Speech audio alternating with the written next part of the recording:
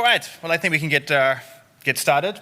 So obviously today I'll do a little bit of talk about SQL injection and kind of other injection style attacks.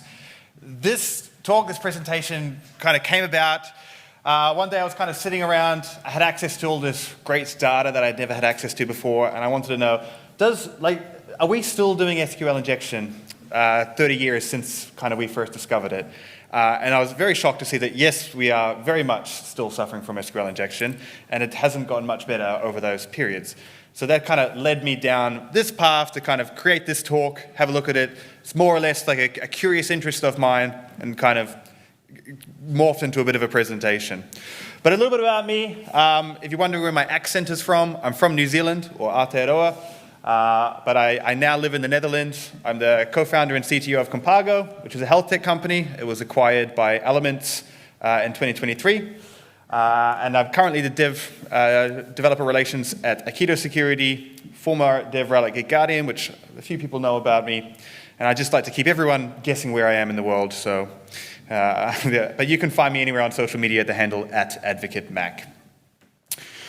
So, one of the curious things about injection attacks is that from a technical point of view, they're really solved problems. There's no need for us to have an injection vulnerability in our applications, particularly SQL injection.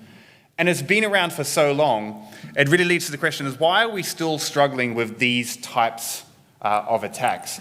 And particularly when we'll go into it a little bit, but the solutions to a lot of these is really quite simple. And if we look at the history of SQL injection and where this first started, it was first coined publicly in 1998 by Jeff, or otherwise known as Rainforest Puppy. But it was actually used and seen in the wild and exploited in the wild long before that. SQL injection, not the phrase, but the attack, it predates the Internet Explorer.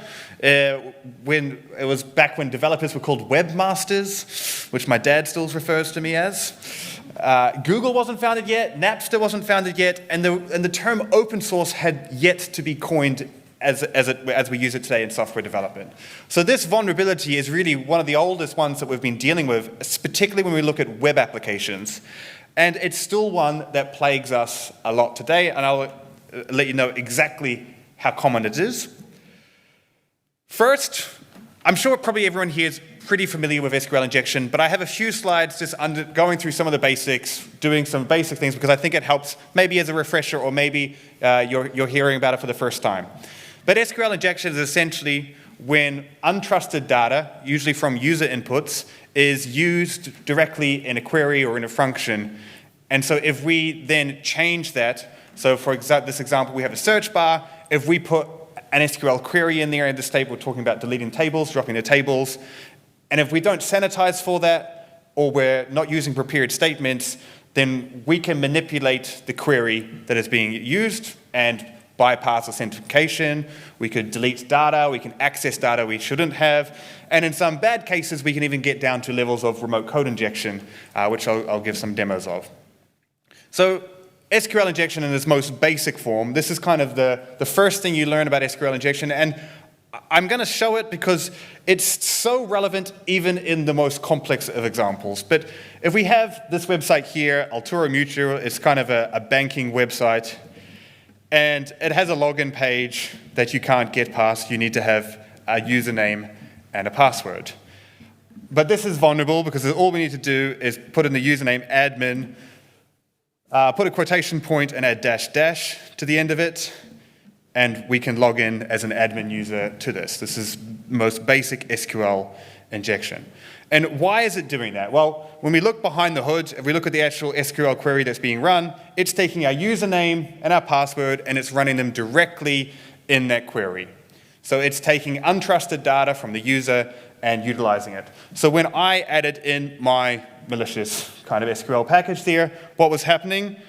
I'm saying that my username is admin, then I've got my quotation point to finish my query, and then I'm using -- which is the SQL, which is in SQL language is there for comments. So I'm commenting out the reason why I need a password.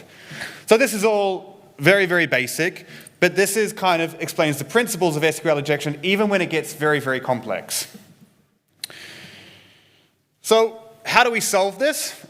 And this really comes back to my earlier statements before, is that SQL injection really is a solved problem. And let me show you kind of how easy it is to solve. Here we have an insecure SQL query. Why? Because we've got our username and our password here, and we're taking them directly from our untrusted data, our user input, and then we're using them. If we want to solve this, it's very, very simple. All we have to do is use parameterization or prepared statements, where we run the SQL query as a whole, and then later on, we add in our untrusted data, and that is being run on the back end there as strings, and it's not being treated as part of the SQL query. So this is how it all solves. So this kind of leaves the question, if this isn't complex, this isn't life-changing, I don't think I've explained anything that someone probably didn't know here today. So why on earth are we still dealing with SQL injection vulnerabilities today? So what I thought is the best way to try and explain this is to look at a real-life example of SQL injection, go through the exact steps of what it took to get there and how we could have solved it. And it's going to get a little bit complex, but it'll also be incredibly and stupidly basic at the exact same time. So untrusted data comes from lots of different places. User input fields is the first one that everyone thinks about. It can come from URL query parameters. It can come from HTTP headers. This one is in particular something that we forget about. It can come from cookies, lots of different other areas, and it's essentially just anywhere that a user input can manipulate anything. And so we really need to do this. But part of the reason why SQL injection seems to still be a problem is because we forget about a lot of these different areas. We forget about the HTTP headers that can be manipulated. And more than that, when we think about SQL injection, we often think about it as a user inputs data or manipulates data, and immediately the injection happens. Where a lot of SQL injection today happens in a delayed response, meaning that I will use HTTP headers to manipulate some kind of variable that I will use in an injection attack later on. It makes it slightly more abstract, but essentially, at its core, it's all the same. So let's look at an actual example. This is from the Move IT. So Move IT is a file transfer software. It's really designed for secure transferring of files, and is really used by very large enterprises, governments, and it's used to move sensitive information. So this is a very sensitive piece of software that should have very good technology and security behind it. And as you've probably guessed, there was a massive vulnerability from this Move IT software that affected millions of people and brought down airlines for a day and did all kinds of really nasty things. And it all comes back to an SQL injection vulnerability. And while the chain of attacks and events that needed to happen to make this vulnerability work does get a little bit complex, when we peel back the layers and we actually look at what really caused this, it's about as stupidly simple as the login bypass that I showed you at the start. So this is the vulnerability here. It's a 9.8 critical. It allows for remote code execution via SQL injection. So it's about as bad as it can get. And essentially how the vulnerability works is that you have an unauthenticated user that sends crafted headers to a DLL file, and I'll explain that later, but these headers adjust or affect session variables. Those session variables are then later on used to create an SQL injection attack. And there's a lot of other steps we need to go through to be able to do that, but ultimately it ends with us being able to run our own payload on the server or remote code injection. So what are the steps that we need to do? As an attacker, if we all put on our kind of attacker mindset here, the first step any attacker needs to do is identify a target. So there's lots of tools to identify if this Move IT software is being used by these. And the next thing we need to do is, like any normal user, we have to generate a session ID, and we can do this. And none of this is insecure at the moment, but this is just the first steps of how we get going in this vulnerability. Then we need to set our malicious session variables. So this is the first part of the SQL injection campaign. So there is a file on this called the Move IT IS API.dll file. And essentially, it's not super important to go into the details about this file, but this really handles the headers. So what happens is when you make a HTTP request and you insert some headers, this file then establishes them as session variables, which means that they become variables in that application for your session, and the application will use them later on. So in the headers, we can set these variables to be anything that we want. So for example, instead of putting something expected in there, I can put an SQL injection payload. And this is the first real big issue with this, because there's no sanitization that happens here. This file just will take whatever input and add it as a session variable. And this is really the first issue that we come across. So for example, we could input some kind of SQL injection here where we're making ourselves an admin. The next step that we need to do in this is we've got there, but we haven't actually executed anything. We've put an SQL injection payload as a variable that's on the server, it's on the application, but we haven't executed it. It's not doing anything. There's no real danger yet. So to be able to do that, we have to do a couple more steps. And we're just going to go through the process. Next, we need to create a CSRF token. This is for cross-site request forgery. Again, this isn't a big vulnerability or anything. This is just a step that we need to take. So we just need to send a dummy request to this guest access file, and we get back a valid CSRF token. And then the next step, once we have that CSRF token, we can actually start making post requests to this guest access file, guestaccess.aspx. And this is when we can actually start to trigger our SQL injection, because we've stored it as session variables, and when we run this, when we do this post, we trigger them. So now all of a sudden, our payload is being activated, and we're controlling our SQL query, and basically, we can now manipulate that, we can run queries, and we can run them with elevated privileges. So we essentially have now gained admin access to this database. So we can do things, and the first thing that any attacker will do once they have access to any kind of database, especially one that deals with authentication, is to create backdoors for themselves, create login backdoors. So that's the first thing that we're going to do. And because we've proven how we can do this SQL injection, we just need to keep doing that, doing various different things, creating accounts for ourselves, making sure that we have persisted access. Here we could do something nasty like delete everything, but we can do much more nasty things if we keep going down this chain and keep pushing forward. Now, what I ultimately want to do is get to remote code injection. At the moment, I have access to the database. I can do whatever I want with the database, but I can't create remote code execution, particularly on the server, so I have to keep going. I create, using this database, a fake trusted provider, which gives me a JWT token. So because I have access to the database, I can then do that. I then get a fake JWT token signed with a private key here that allows me to communicate directly with the server. And then from here, I can do what I really want to do, which is upload my malicious payload. So I can embed a file with commands in there to do remote code execution. And then the last step is to obviously trigger that payload. So just by going to this endpoint here, I can start to trigger that payload that I've now uploaded, and I have complete control over the entire system here. Not just its database, but everything. And the last step, if you want, you have total control. What do you do when you have total control? You clean up your mess, and you pretend that you're never there. Now, this all sounds very, very complicated. And there's a lot of things that had to happen for this all to happen. And I don't expect everyone to kind of understand everything about this and go, yes, that's right. Well, at least I hope you don't, because you might challenge me on it. But when we peel back these layers and actually understand what's happening, this very, very complicated attack all of a sudden becomes incredibly simple. There was two big vulnerabilities or two big mistakes that happened. The first was in this file that we talked about at the start, the moveitis.api.dll file. Now, this wasn't a massive flaw, but it certainly contributed to it. This took the untrusted data. This was how I interacted with the session variables. It took the untrusted data and it stored them.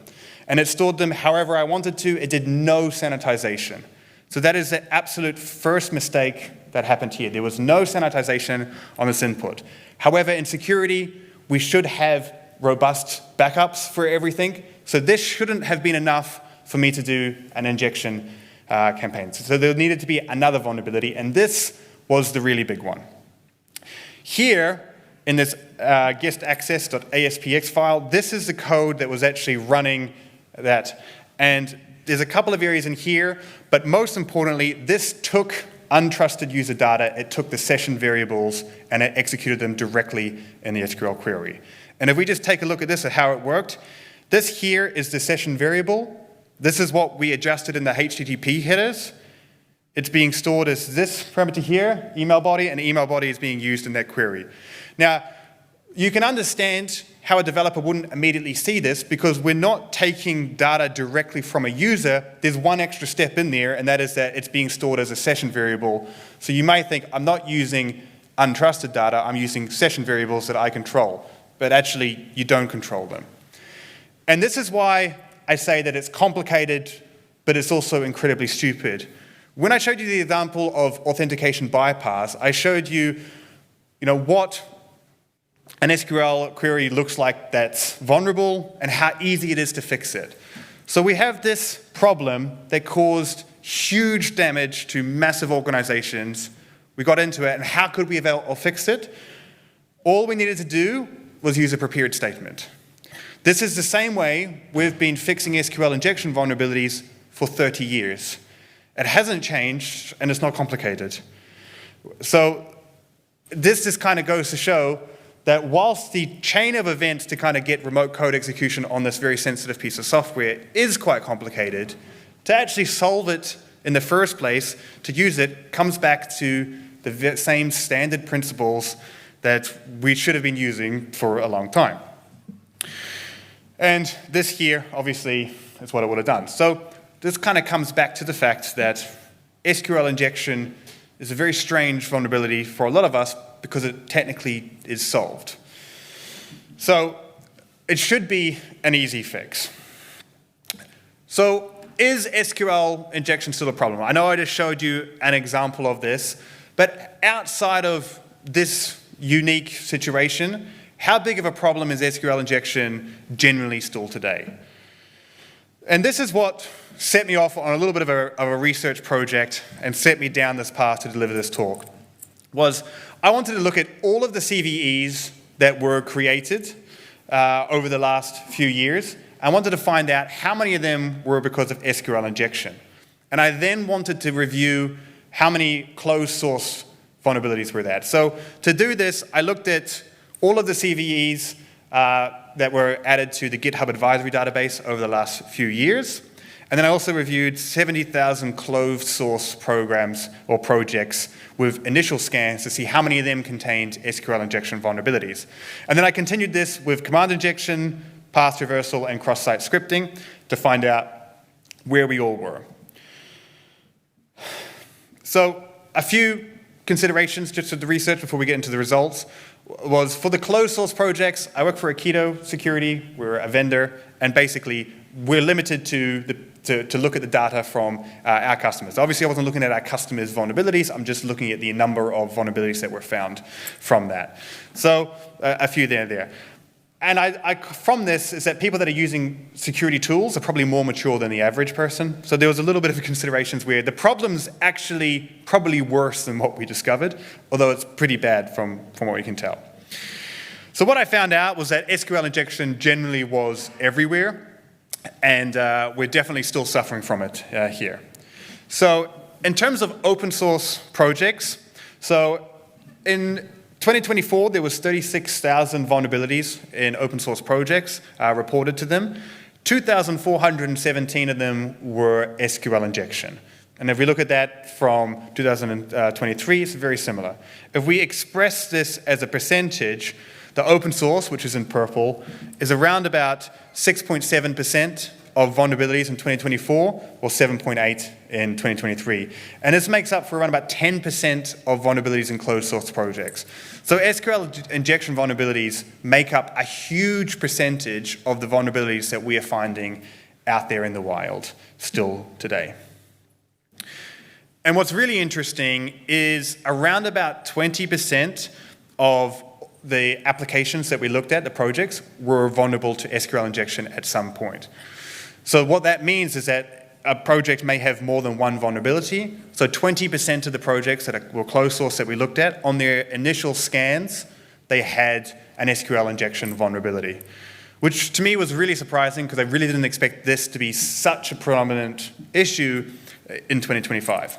But in fact, it still is. So it still goes to show that there's so much area that we need to improve on in even basic security that we're looking at. But we can also expand this beyond SQL injection and actually look at other areas as well, like cross-site scripting. So if you're not super familiar with cross-site scripting, there's really two types that we look at. There's persistent cross-site scripting. This is essentially when I have a script and I embed it into a page. The most easy way to explain this is if there's a comment section on a website, I embed a script in there. That script does something like steal session cookies, and it sends them back to me, the attacker, usually via like a C2 server or something. So that's what persistent cross-site scripting is from here. So you're kind of embedding in a script. That script is usually hidden. It runs every time someone goes on the page. There's also reflective cross-site scripting, and this happens where you kind of put the script inside the parameters in the URL. So you're trying to basically do the same thing, but it's not persistent. It only works on that one link that you have managed to turn malicious.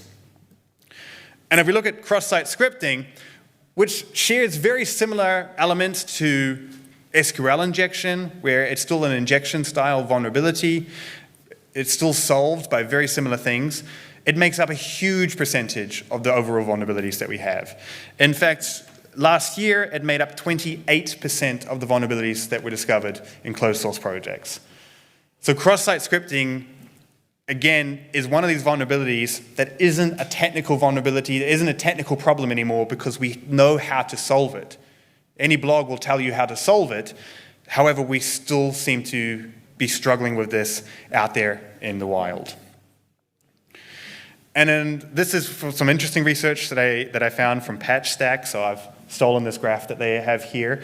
But in certain areas, cross-site scripting really is problematic, and I think this actually bumps up the results a bit. But in areas like WordPress, it makes up for about 50% of the vulnerabilities. And I think there was some research that has been done that I haven't been able to verify, but it said 24% of WordPress sites were vulnerable, that were actively vulnerable to cross-site scripting via using DAS tools to find them. So that was a pretty scary result that I had there.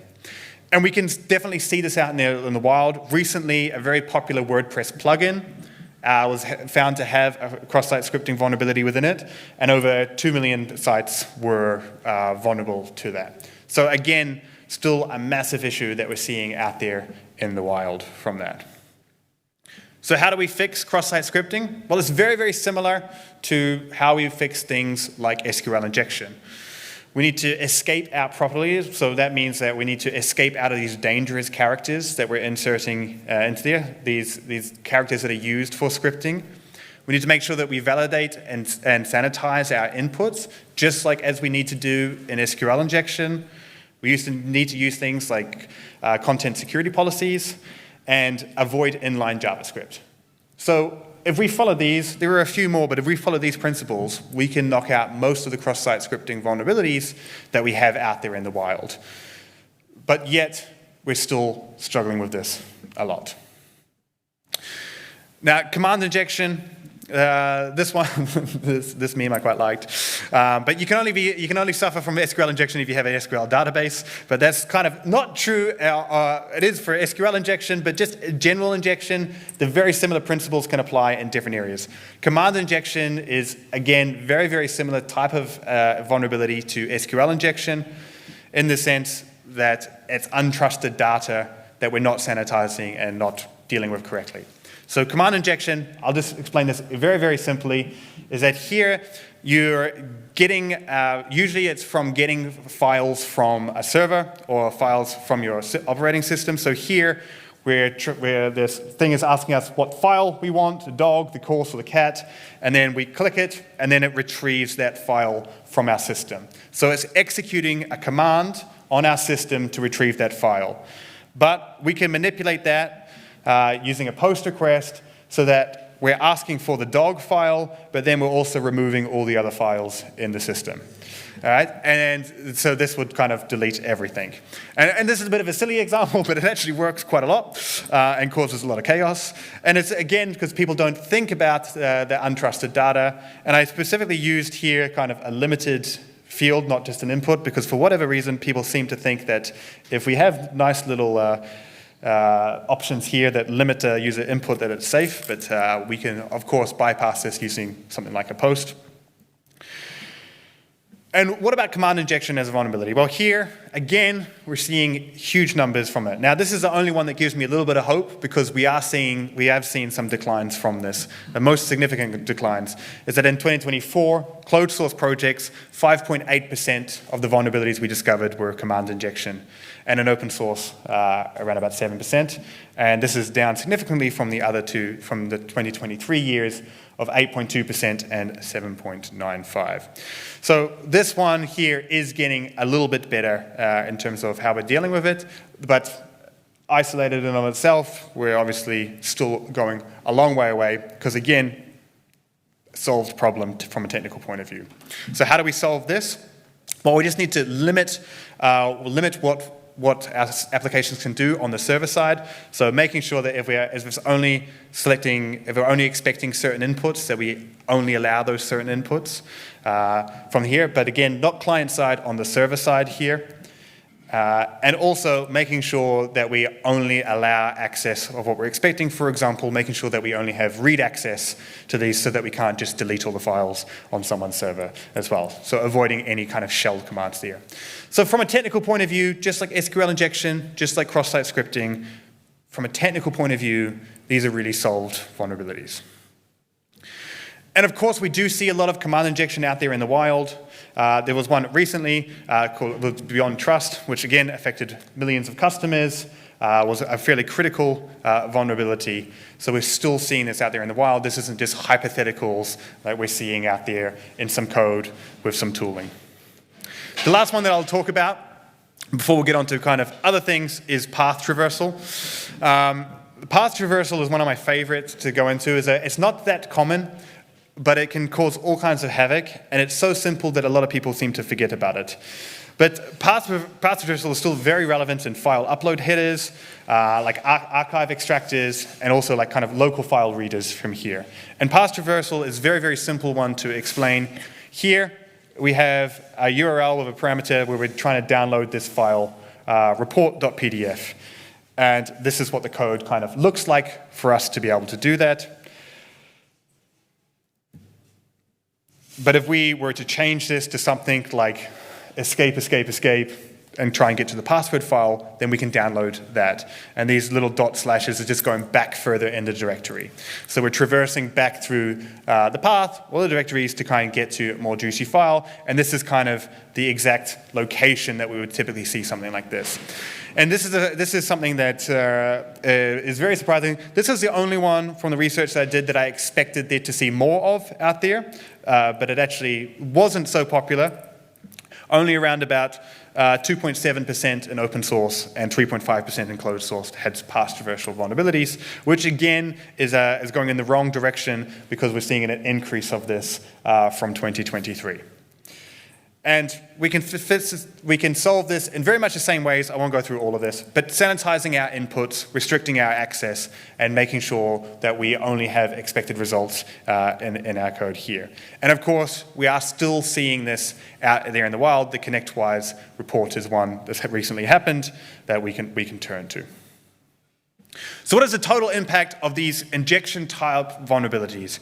Well, if we look at this, and I know I've said this a lot of time, but I'm going to stress it again. These are all solved from a technical point of view, so there's no need for this. We're not talking about 0 days here. We're talking about very known vulnerabilities.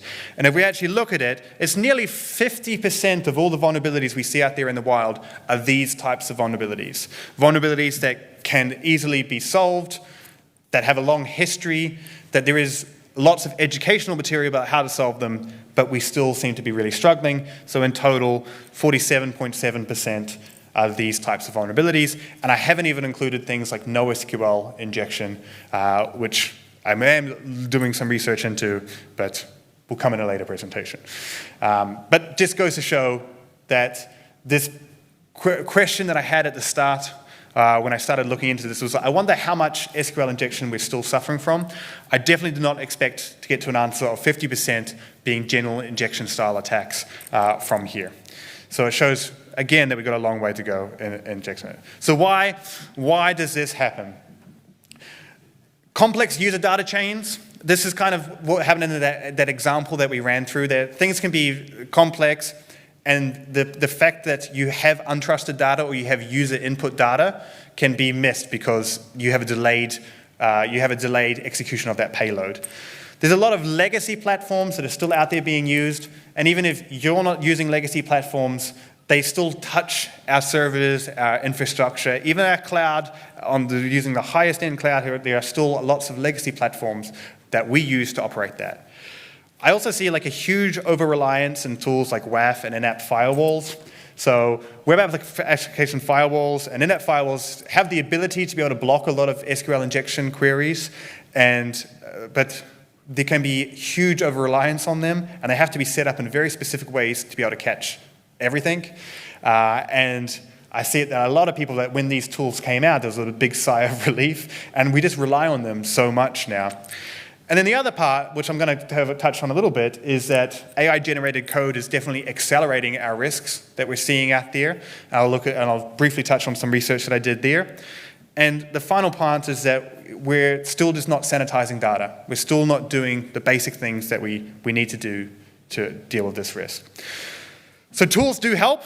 I talked about WAFs and RASPs, or in-app firewalls. We can also find them with static application security testing, dynamic application security testing, and software composition analysis, because a lot of these injections, we become vulnerable to them because our dependencies use them.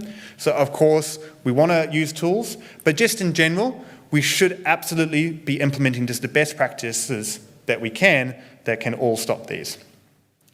So I want to talk a little bit now about injection in AI, because this was also another kind of question that I had, I think a lot of people probably have, is how good is AI-generated code, and how good is it specifically at creating and spotting and finding these injection-type vulnerabilities? And came up with some very interesting answers. So first of all, there was a study from Cornell University that looked at a lot of these coding assistants, and it found out that out of all of the vulnerabilities, the injection-style attacks were actually most common from AI-generated code. So what's in purple is what humans write. So we can see that AI, and what's in blue is from AI. And we can see that AI is particularly bad at authentication and injection-style attacks here. So this is definitely not helping us on our kind of path and our style of getting on top of these issues here. So when we looked at this, I wanted to see, okay, how can I make an AI model give me an injection-style attack, and how can I see how clever it is? So I came up with a very simple study from this, where I had this query here, which was to write a JavaScript function that searched for products in a database, yada, yada, yada. And I purposely crafted this because I wanted to have something called temperature in my responses. Temperature is like the variance that it gives. So if you ask the same question to an AI model multiple times, it will give you different answers. How different those answers are depend on the temperature. So I crafted this prompt to have about a medium amount of temperature. I didn't want it to be wildly creative, but I wanted it to have some variation in the results that it gave me. Around about 12% of the responses that it gave me were vulnerable from this query. Most of them were SQL injection, and I did this on ChatGPT. And so you can see here, this is one of the results that it gave me, where we can see immediately that it's taking untrusted data, in this case our user inputs, and it's using it directly in a query from ChatGPT. And this also posed me to the question, why on earth would it do this? And why doesn't it do it every time, or why does it only do it sometimes? So I decided to ask ChatGPT these important questions. And I said, well, you've just given me this code. Can you read it, and can you tell me if it's secure? And ChatGPT is very happy to tell me why its own code is not secure. And then I changed my experiment slightly. I kind of wish I didn't because it ruins half of the story. But I asked it the same query, and I did this about 200 times to get a baseline, but I also said, can you please make sure that it's secure? And I wanted to know, if I added this, would it change the results? So how much % of the code that it gave me was going to be insecure? And 100% of it was secure. So it gave me no insecure answers. So this leads to a whole bunch of questions as to what's actually going on. If I didn't have this slide, I could shit on AI all day now for another 10 minutes about how bad it is. Unfortunately, but it leads you to the question that AI is able to determine what is secure and what is not, and then so why is it giving us insecure code sometimes? Unfortunately, I don't exactly have the answer for this. I did ask ChatGPT, and ChatGPT's answer was that when I explicitly ask it to do something, it prioritizes that. So it prioritizes security. But this does give some hope. So we're seeing now that AI-generated code is generating a lot of insecure code. It is implementing things like injection. However, it is able to also not do that if we ask it to. So there is some hope that this is going to help be part of that solved problem. So one of the questions that I think a lot of people have is AI going to be a friend or foe for security when it comes to coding? And I think eventually it will become a friend. Perhaps right now, not so much. But there is another element of AI, while we're down this part, whilst I'm being nice to AI now, is that we can use AI to help create fixes for this as well. So because AI is actually able to determine what is insecure on there, it can actually offer us secure alternatives for that as well. So we're being able to generate fixes for that. For example, here we have an SQL query, and here we have an AI model that's been able to kind of solve that. And I do think that there's multiple people working on these, different vendors. I think this will become standard in a lot of coding tools out there, not just any particular vendor is going to have the edge on this. But I do think that this is going to be part of the solution when it comes to being able to get rid of some of these problems that we have. So what are some of my final thoughts for this? Well, SQL injection and other injections, my biggest kind of takeaway is that these are not technical barriers.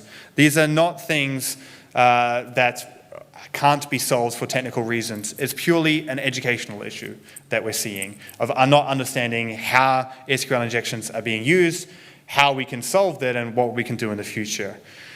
AI isn't helping us at the moment, but it will likely help long term. And the attack paths are very complicated to exploit SQL injection, but we have an advantage because solving these types of injection attacks, they're not complicated to do ourselves. So with that, thank you for listening to the presentation. We finished a little bit early, but I'll be happy to have a chat with you and take any questions that you might have. So thank you all for listening.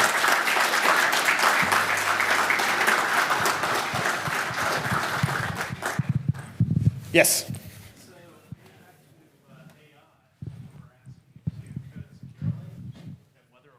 Was coding securely from that. Going back to your question earlier about, or the slide earlier about AI, and then questioning whether or not it was coding securely. Was ChatGPT in this case hallucinating? Yeah. Well, I don't know if it was hallucinating because like the answers that it was giving me were secure, but I'm not too sure why, because how these AI models work is they have a master prompt behind them, and I would assume that the master prompt would say something like, if you're producing code, create it securely. So why it then does seem to, I guess you could say hallucinate insecure code, it's not sure. And the area that's very fascinating about hallucinations with AI is it has a unique ability to hallucinate like dependencies and packages. And that is just kind of like crazy to me. And it can even like it will tell you afterwards that it has hallucinated them, but for whatever reason in that moment. And I'm not smart enough to be able to tell you why that is or what it's doing, but it just seems very strange to me. And I guess it just kind of goes to when we go down this path that we have to be very explicit always in security. And I think perhaps at this point that we're not being explicit enough in that. And we also have this new generation of vibe coding that that we have, which I don't necessarily think it can be a bad thing. However, if they don't understand, if the people that are using AI tools to code don't understand basics like SQL and query, and the AI systems aren't smart enough to give you non-vulnerable code unless you explicitly ask it to, like it seems like that. It reminds me of these jokes with the genies where they give you exactly what you ask for. Like we're kind of living in that reality with coding at the moment. Yep, just wait 1 minute, Mike's coming. Thank you. I enjoyed your talk. I have 2 questions. My first question is because, as you mentioned a lot throughout the talk, is kind of the separation between, I guess, the education behind this. I'm wondering if, because you did have a little point in culture, is there a difference in the culture of developers versus security analysts? Because even currently now with a project I'm working on, I can see that I'm clashing heads with the developers, in contrast to me working mainly on the security infrastructure. And it seems like just 2 different forms of just ideological differences and how you, methodological differences and how we should work. And then secondly, there was a mention of the differences between open source and closed source. I was thinking throughout the presentation, because at first there was a correlation of at least in some of the injection attacks, cross-site scripting, SQL, and I think those are the first 2, where it was a big gap, a decent sizable gap between the percentage of open source versus closed source. I'm wondering is there a correlation of injection attacks being less on open source projects or just being caught more often? Yeah. So I'll answer the second question first, which is about open source projects and they're bigger. Generally speaking, I'm a massive fan of open source, and there's a rule in open source called the many eyes rule. And the many eyes rule is that these things have multiple people looking at them. I think when it comes to vulnerabilities like SQL injection, which there's huge amounts of developers that all know how to deal with this. When you have those types of injections out there, those types of vulnerabilities out there in public, they're much higher likelihood to get caught. So I think that that's what we're seeing in that difference between open source and closed source, is that there are lots of developers that know how to deal with this issue and they're able to solve that. Whereas in closed source, there may not be, you don't have as many eyes on it. And then that kind of leads into the second question you had about culture between security and developers. So yes, security and developers notoriously don't get along that well. And I think fundamentally it comes down to a difference in core priorities there, where a security person's core priority is to not get breached. And whilst the developer also should have that mentality, they have they're under huge pressure for performance and being able to act quickly, move there. And I think AI is not helping this, where AI is making developers need to perform even faster and faster and faster, and there's less time for consideration of what they're actually doing, and that comes back to their core process. And so it is this big drama of security and developers, where developers can often feel like security is slowing them down, and security feels like developers aren't listening to them or taking them seriously. And I think a lot of that just needs to come down to there's huge efforts in shifting left. From cultural point of views in organizations, I love the idea of having security champions that are developers that really champion for security. I also really, I can't really talk about tools too much because I work for a vendor and anything I say is stupidly biased. But I do really enjoy when tools are made for developers, for security tools. I think there's a lot of security tools that are made for security people, and they expect developers to use them. And then this just doesn't work out. So I think there are definitely some cultural differences there. But ultimately, developer or security, no one wants to produce vulnerable applications. So we are still all on the same team, even if we don't align always. A question there? Thank you. the solution seems to be so simple. The AIs can do this for us, and all we have to do is ask them to do it. And yet the carbon-based life forms appear to be too slow even to make the request. What can we do to teach our carbon-based programmers to at least ask the AI for help? Yeah, I think that's interesting, but I think what it always comes down to is when I show the slide, I've given this talk a couple of times, when I show the slide of like no vulnerabilities when I ask, everyone's kind of surprised by that. So I think the fact that we're not even aware, like all of us carbon-based life forms are not aware that we even need to ask to do it. So that's kind of like the first step, is understanding that, okay, we need to do it. There's something called AI bias too that we're struggling with a lot, and that is that I know my own faults, and I know that I can be a pretty crappy coder when I want to be, and I just seem to trust AI that it's not. So there's this bias that even if I look at something and I think that it may be insecure or not the best, I'm going to emphatically trust the AI more just because it's an AI system. Even though the AI models are trained off the Common Crawl database. Common Crawl database is mostly for coding, is mostly made up of open source GitHub projects. If you threw a dart at a random open source GitHub project and looked at the quality of code inside them, you're not guaranteed that it's going to be very high. And that's what these models are being trained on. So there's a lot of variance in there. So I think it comes down to a lot of things, is knowing that we need to ask the questions to AI, that it needs to be secure, not trusting it emphatically, and using it as a tool to help us, but not kind of take over. I think that's really what we need to do. But for a lot of things, the solution has always been simple, and we've always struggled with it. And so, I think, but I do think AI is going to be helpful in that. So hopefully that answers.